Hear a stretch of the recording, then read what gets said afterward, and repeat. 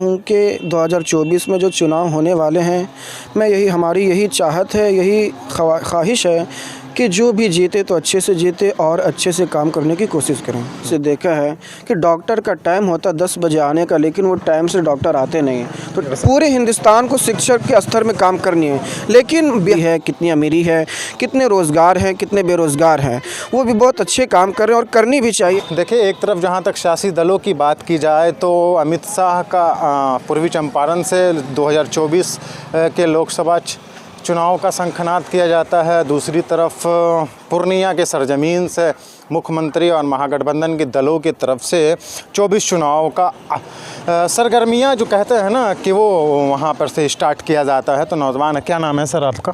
जी, मेरा नाम मोहम्मद दयान आलम है।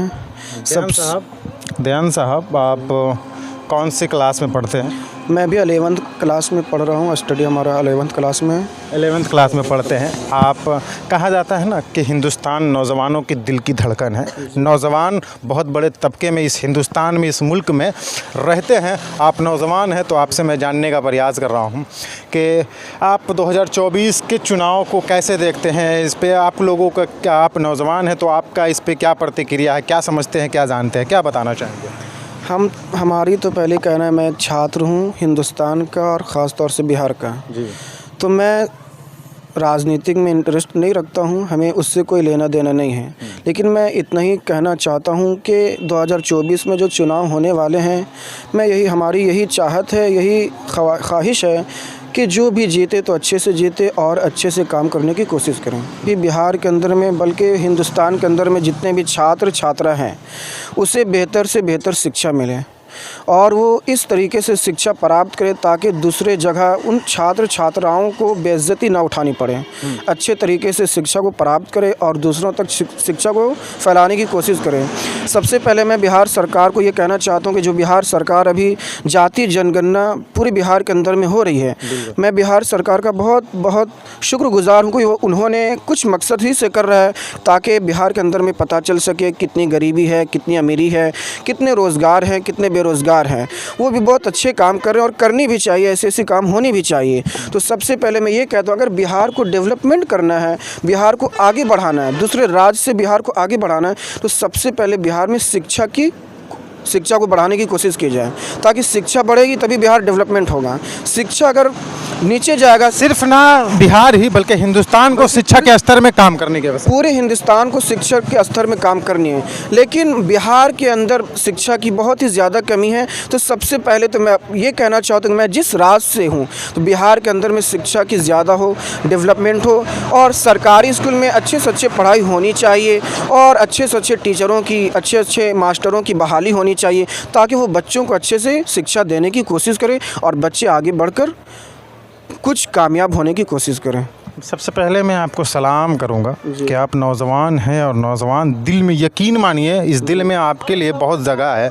आपने शिक्षा के क्षेत्र में जो सवाल किया है, यकीनन ये हिंदुस्तान के रहने वाले नुमाइंदों के कहीं ना कहीं उन तक ये बात पहुंचनी चाहिए और मैं कोशिश भी करूंगा आपके माध्यम से। आपने जो सवाल किया है, यकीनन हिंदुस्तान के संविधान में, बाबा साहेब अम्बेडकर के संविधान में आपने जो सवाल उठाया है वो उसमें लिखा हुआ है कि भारत में एक एक नागरिक को फ्री शिक्षा मुहैया की जा सके और आपने उस संविधान को लगता है पढ़ा है। जी बिल्कुल पढ़ा है। इसलिए आपका ये राइट भी है। मतलब आप कह सकते हैं कि आपने जो कहा कि आपको बेहतर शिक्षा, लेकिन आपकी उम्मीदों के एतबार से देखा जाए तो पॉलिटिकल पार्टी के नेताओं मतलब जीत करके जाते हैं तो शिक्षा पे कोई बात नहीं करते हैं।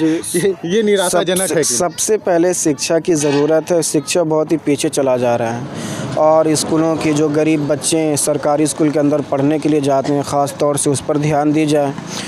ऐसा सरकारी स्कूल में पढ़ाई की जाए, जो प्राइवेट स्कूल में पढ़ाई हो रही उससे बेहतर सरकारी स्कूल में अगर पढ़ाई होने लगेगी तो प्राइवेट स्कूल में कोई भी बच्चा पढ़ने के लिए नहीं जाएगा, सब बच्चा सरकारी स्कूल में पढ़ने के लिए आएगा। बहुत बड़ा प्रश्न। जी, यकीन मानिए आप जैसे युवा जिस देश में हो उस देश की सरकार को सोचने की आवश्यकता है और सोचनी अति आवश्यक है कि इस देश में रहने वाले नौजवानों के दिल में अगर इस तरीके की भावना है तो हिंदुस्तान में बैठने वाले सरकारों से भी हमारी निवेदन रहेगी कि इस हिंदुस्तान के आज़ाद नागरिक की इस दर्द को समझा जाए, इनकी भी दर्द को समझते हुए इन पे अमल करने की कोशिश की जाए। अगर आप जहाँ दूसरी तरफ बात की जाए तो स्वास्थ्य के बारे में आपका क्या ख्याल है? चूँकि आप पढ़ रहे हैं, स्टूडेंट हैं, तो स्टूडेंट का 2 चीज़ों पर फोकस ज़्यादा होता है। मेरी अकॉर्डिंग टू मी, मैं जहाँ तक समझता हूँ, आपने शिक्षा का एक बहुत बड़ा मुद्दा उठाया, अप्रिशिएट है, काबिल तारीफ़ है।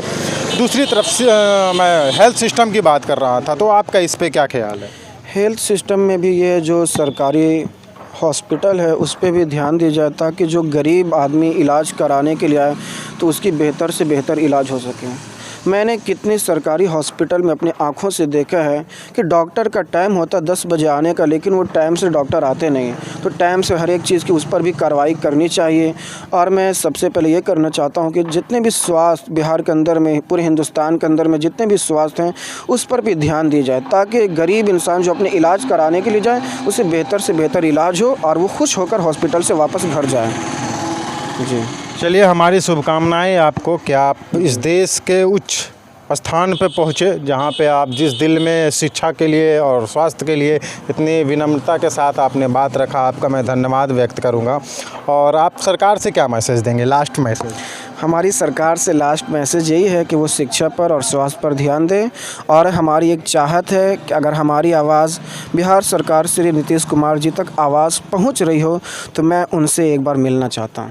चलिए, बहुत धन्यवाद। मेरी भी कोशिश रहेगी तमाम दर्शकों से कि इनकी वीडियो को आप लोग शेयर कर दीजिए ताकि इनकी ख्वाहिश जो है और इनके मुद्दे जो है, इन्होंने सबसे बड़ा सर्वप्रथम जो मुद्दा एक हिंदुस्तान में होता है, सिर्फ सड़कें बना देना, विकास के कामों को नहीं गिना दिया जाएगा।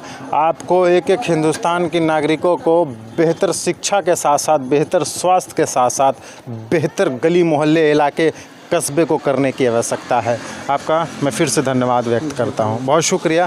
तो दोस्तों, आप इनकी बातों से कितने सहमत हैं, कमेंट बॉक्स में अपनी प्रतिक्रिया ज़रूर दीजिएगा। मिलते हैं कहीं दूसरी जगह पे, तब तक के लिए जय हिंद, जय भारत।